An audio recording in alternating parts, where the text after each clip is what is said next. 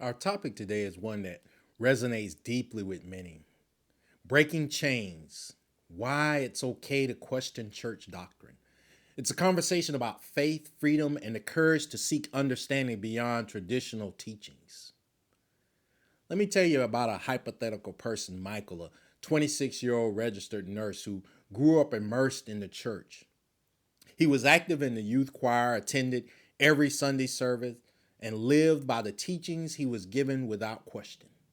But as he stepped into the wider world, encountering diverse perspectives and new experiences, he began to feel this stirring. He felt this need to question, to understand more deeply.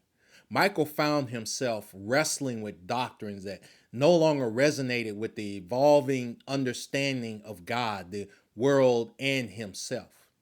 He wondered if it was acceptable, even faithful, to question the teachings he had been raised on. Perhaps you too have felt this stirring or this tugging in your soul. If so, know that you're not alone and that this space is for you. So I welcome you and I welcome your entire self. Questioning traditional teachings isn't an act of rebellion against God. Rather, it's a pursuit of deeper truths and a much more authentic relationship with God.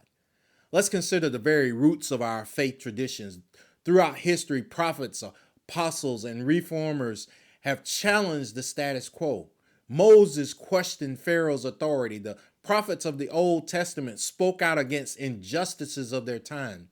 Jesus, even Jesus challenged the religious leaders, flipping tables in the temple and speaking truths that unsettled the comfortable. Remember, Jesus was considered a heretic in his day by the religious leadership.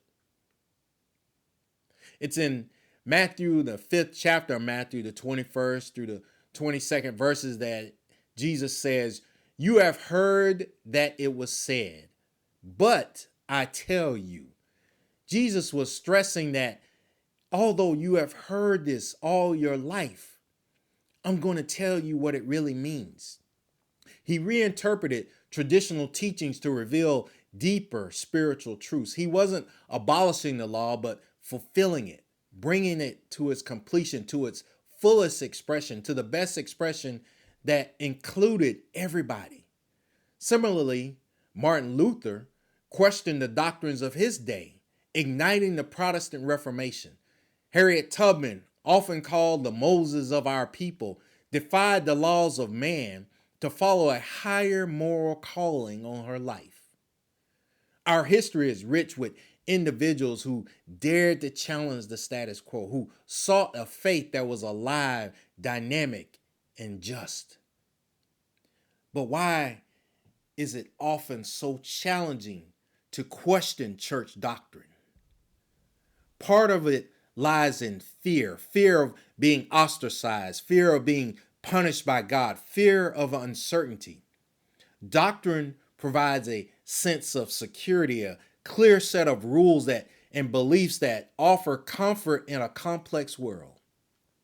I submit that doctrine can be a false sense of security.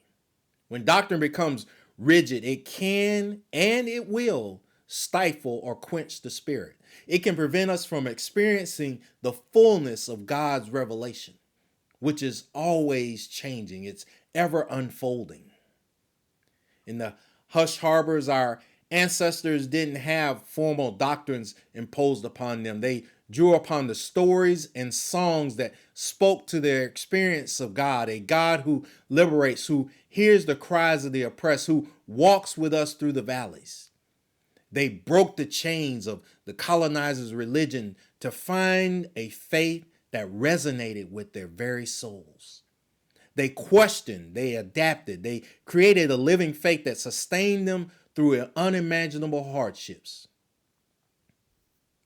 So, how do we, like our nurse Michael, navigate the process of questioning the traditional teachings?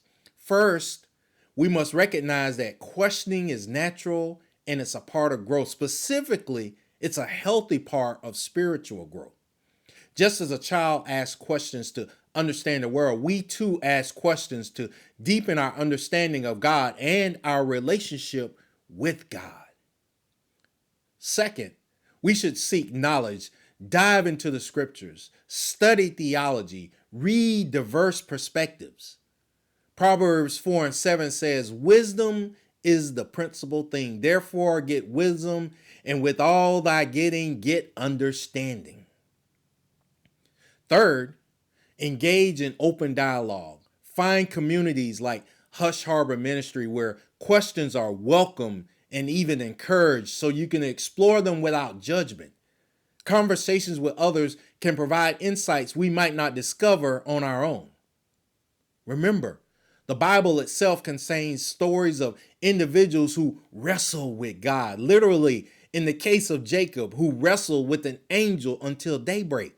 Job questioned God's justice. The Psalms are filled with laments and cries of confusion. These narratives show us that God can handle our questions. In fact, God invites our questions. But questioning isn't just about doubt, it's about seeking truth.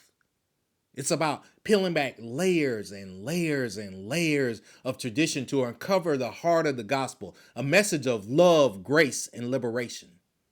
When we hold doctrine up to the light of love, we can see more clearly what aligns with the character of God revealed through Jesus.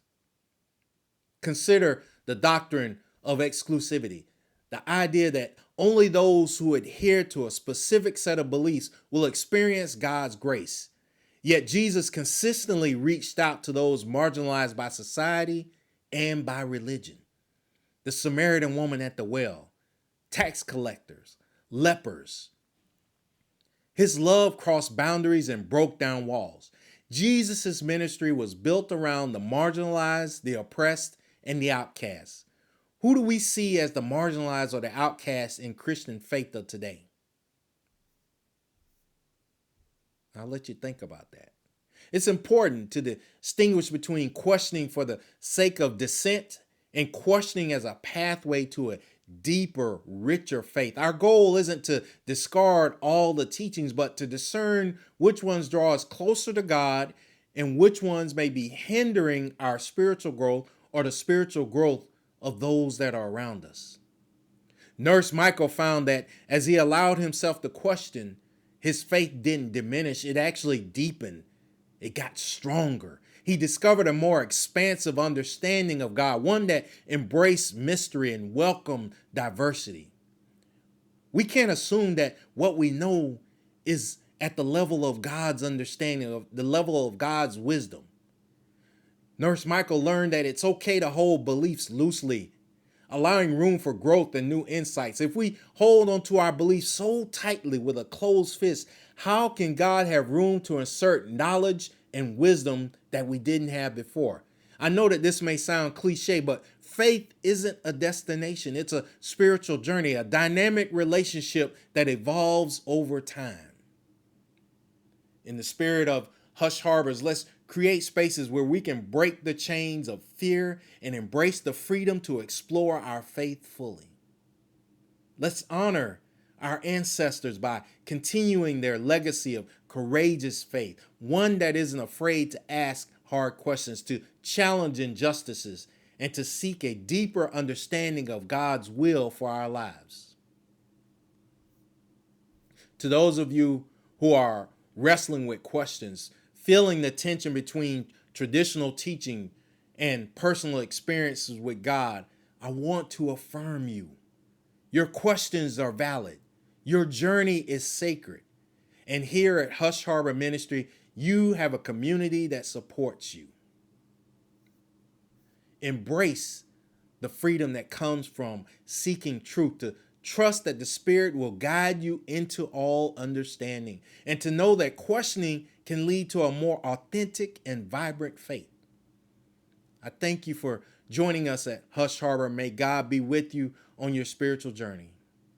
Peace and blessings to you, my brothers and sisters.